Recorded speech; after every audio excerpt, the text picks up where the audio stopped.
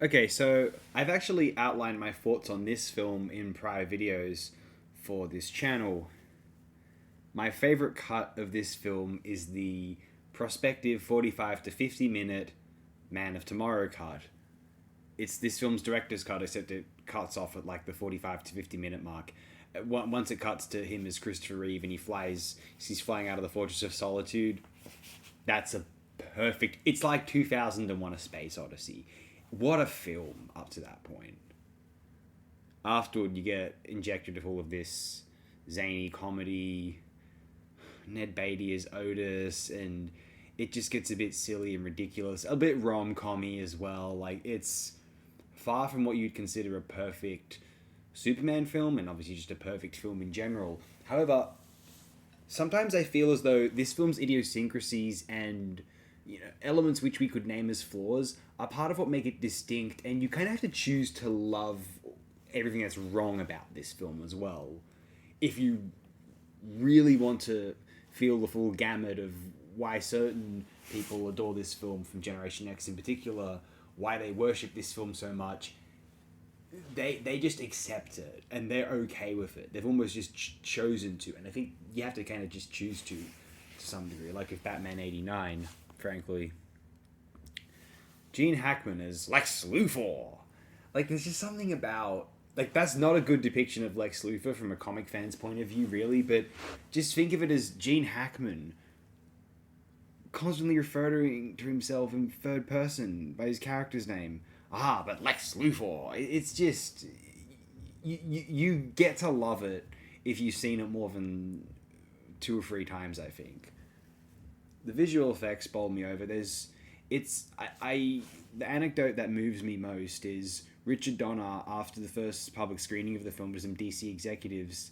Jerry Siegel and Joe Shuster, the original creators of Superman, were in the screening, and they'd only recently been truly acknowledged as, well, acknowledged. They were acknowledged, but they weren't receiving any royalty payments due to a kind of a crummy deal that DC gave them back in the late '30s, and they weren't receiving much payments or revenue from the enormously iconic Superman character, and until 1975, partly because the film was underway, and so there was a lot more discussion about their plight in the discourse.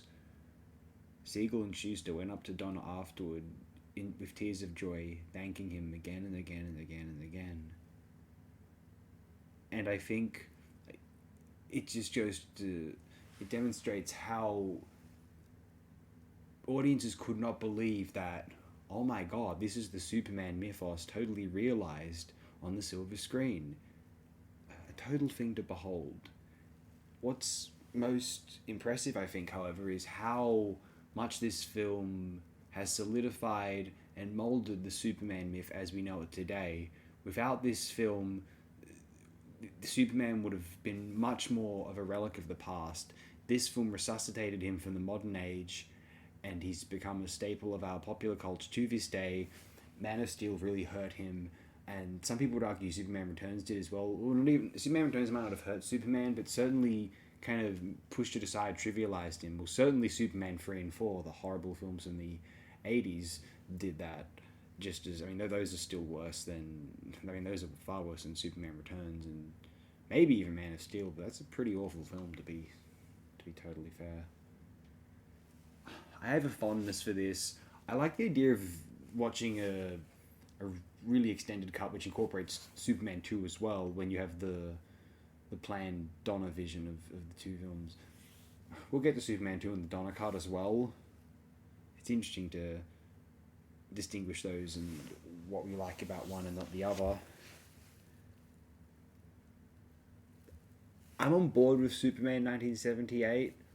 I don't claim that it's a perfect film narratively, even cinematographically at times. Although I think that, here's my thing. Some people have an issue with escapism, that it inspires too much ignorance toward the world around one. I like that escapism can inspire elevation from the surroundings. not a denial of them. It sets a angelic standard with which we can aspire to transform the world around us.